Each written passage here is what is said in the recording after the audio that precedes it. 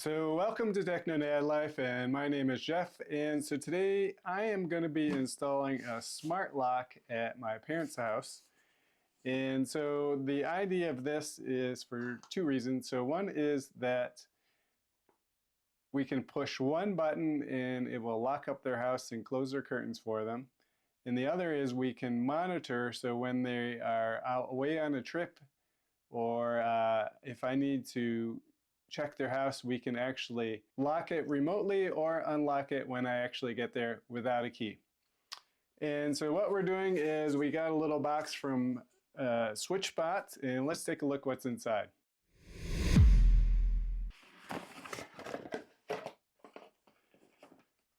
So first thing is we have a Switchbot hub. And so we already have a hub, so I don't know if this one works better or not. I don't know anything about it. Keypad, and so this we're going to put on the back door. We may not do that today, but I have a smart lock for the back door also. And then we have the Switchbot Pro, which comes in this nondescript black box. So let's open it up.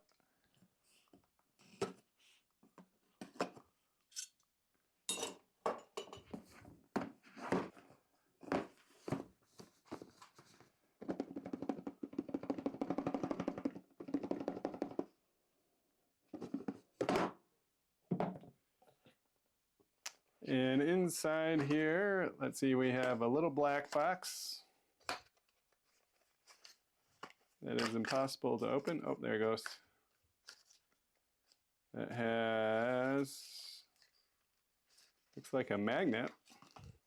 And then some screws, some tape, and a screwdriver, and our directions.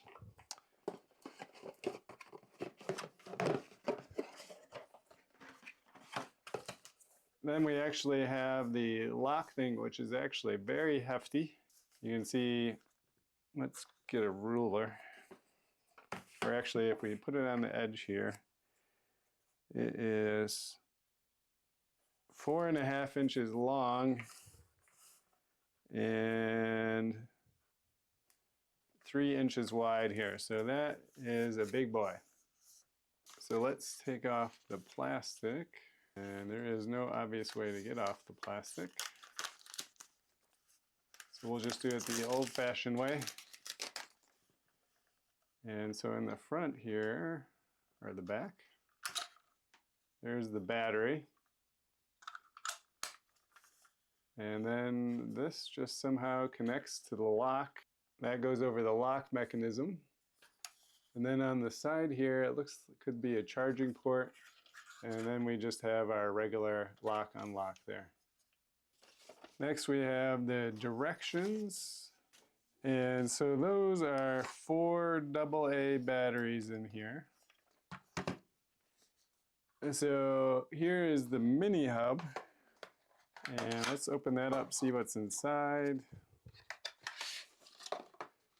So we have a USB cable and a hub, warranty card and directions, but no power supply. So we need to get one of those. Oh, and some 3M tape. And so for the power supply for this, we need a 5-volt 1 amp. And the power cord is USB-C to USB-A, so I'm going to guess the USB-C goes in here. So let's see if we can find one of those. And if you're looking for a power supply, this is the Amazon tablet power supply, which happens to be 5 volts and 1 amp. So we'll save that. Okay, the last thing we have is the keypad.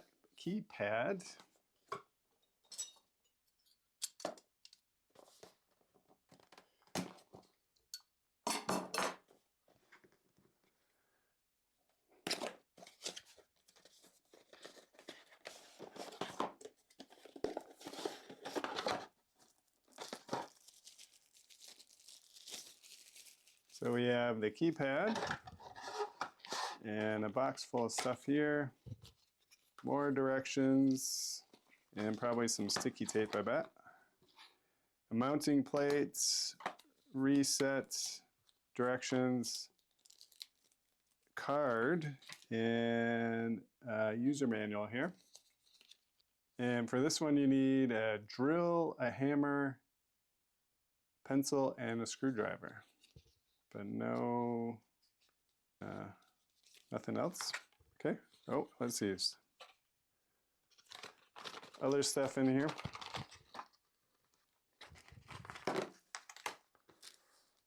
So we got little mini batteries, some rubber grommets, a pick, and 2 screws. So I bet you we need a drill bit too besides our drill. So let's get all those things together. Okay, so let's put these all together and assemble it at my parents' house and see how it goes. Okay, so I have the door all installed, so let's show you what I did here. So the first thing is we needed to get some scissors to cut this tape, and this is actually a good idea that they came up with. I'd never seen this before. The tape actually goes on the front of the door lock to hold the door lock in as you're assembling the whole thing. Then I had to unscrew the lock, and then you pull off the lock as best you can. So the door has been painted, so the lock didn't come off easy. And for here, it's some reason it's slow motion. But eventually I got it off, and there's the lock mechanism. And as we move in, you can see there's that little piece that's sticking out. And so we want to put the adapter over this piece right there. And that's what's going to be able to turn the lock. This is the old lock mechanism. You can see the paint on the side. We're going to save that just in case we want to put the lock back on. Say if my parents sell their house. Next we got to put on basically the adapter plate, and so that's held in by two screws that come with the kit, which go right into where the lock actually bolted in before. And here you can see the little metal piece sticks out from that, so the lock can turn once we attach the adapter. Now here, what I should have done is use that extra piece of tape and tape the adapter on, because it's really hard to hold it in place. Because if you don't have it taped in, then it's harder to get the screws in, and so I sort of cut out the part where I'm trying to get the screws in with one hand and film. Next, they supply you with a little tiny screwdriver, but I found that a regular screwdriver worked better, and you'll see as I switch to it later. So now it's on, and what you'll see is we eventually have to do this again. And also after we got the plate on there, you could see that there was still a space on the sides. So the adapter plate that they had is actually not wide enough for the hole. And so this is what you stick over that metal piece that's sticking out, and the actual electronic lock spins that plastic piece there. And so this plastic piece has different shapes or holes on the inside depending on what kind of lock you have. And there again is that space on the side. Then we take the lock and push it in, and it should click right in.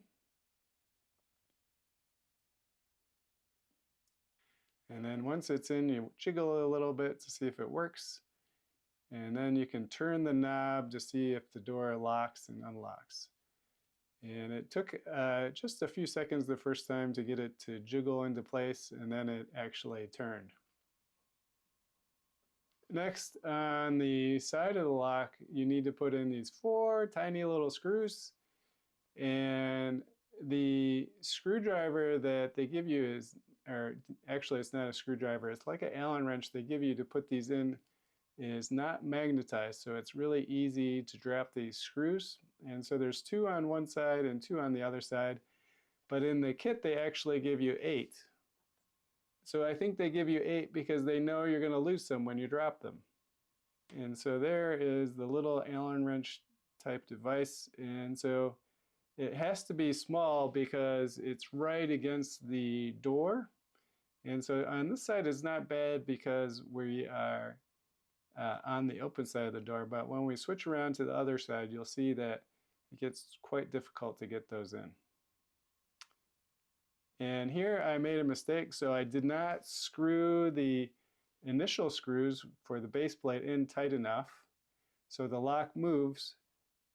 So then all those tiny little screws that I just put in, I had to take out again, and that's when I magnetized the little Allen wrench thing here, so then the screws would stick to it when I actually held them up and tried to put them in the adapter. And so one thing I needed to do in order to get the screws on the non-open door side was take out the battery, and that is because I needed to flex the unit just a little bit. I put my finger in there so the screws would go in. It was a very tight fit. And then after that, I tightened them all up on both sides, put the battery back in, put the plate back on. Now, if you need to redo the Bluetooth on the lock, then you just take the battery out and put it back in, and it sets it back into pairing mode. After that was all done, we pulled off the tape, and next was there is a little magnet that goes on the side. It's supposed to be about 2 inches away from the side of the lock, or actually 1.5 inches. But 1.5 inches is too close. It's right on the molding and it would not fit. If I tried to open the door, it would hit it. So we moved it out to about 2 inches, which was about the best that we could do in this situation. And so on the thing they say you put the side closest to the magnet or the door, which has the marking on it, but it had markings on 2 of the sides. So which side do you put on? And of course we cleaned off the door area, and here I am trying to figure out which side, and neither side is magnetic to the lock, so I just guess. There it's the solid side. And then we take off the bottom part and then we push it on there, and you're supposed to hold it for 10 seconds. So here's my first attempt. Falls off. Second attempt. And we push it nice and hard there. And finally it sticks. Oh, no it doesn't. Third attempt, we push it hard again and hold it for 10 seconds. Then we open the door, and the magnet actually stuck to the door. So there is extra sticky tape in the kit, but I didn't actually need to do it. So here's my fourth attempt. We try it, and the door opens and closes, and the magnet doesn't come off. Finally, what you do is you add it to the app, and for me, it would not add, and I could not figure out why. It actually ended up being my Wi-Fi, or the internet went down during this, so that's why I couldn't log into the app. And then eventually we could add it. And you have to pick out your room. Of course, there's an update. And you add it to the cloud services. And then you get to try to see if the lock opens and closes. And here, what they want you to do is actually open the door the first time, and then press the button to see if it actually opens and closes. So there it's, you can see the lock to the right there. Okay, now we're testing it. There it unlocks and locks again. Okay, then we finished it. And so you can set up cloud services, but we just want to try it locking and unlocking with the door there, and you can see the red dot moves. Now it's unlocked. And there it locks again. So this actually ended up being a little more difficult than I expected. It's pretty straightforward. So the couple things that need a little work is that adapter plate, which you hook the electronic lock onto, needs to be just a few millimeters wider so it covers the entire hole. So that seems like a little minor detail, but it definitely shows up when you're looking at the door. The screw, that tiny screw situation needs to be changed. So basically those tiny little screws go into that lock, but they're very difficult to get in. Until I actually magnetized the little Allen wrench adapter there, and then it became much easier, but they don't need to be, they could be mounted further forward on the lock, so it wouldn't be so difficult to get in there and screw them. The only other problem I had was putting everything into the app, and that ended up being my internet went down right at the very moment I was doing it. And so is it worthwhile? So I would say yes. So I did this at my parents' house. This way they can lock and unlock their locks, whether they're at home with the touch of a button or on their phone, or if they're away, they can do it too. And I actually can do the same thing with the app installed on my phone in case I need to get over. In the future, what we'll do is we'll add a keypad, and we're going to add a backdoor lock too, but they need to fix their backdoor first. So that's it for today. Hope you found this helpful, and make sure to like and subscribe. And if you have any questions, put them down in the description or in the comments down below. Take care. Bye-bye.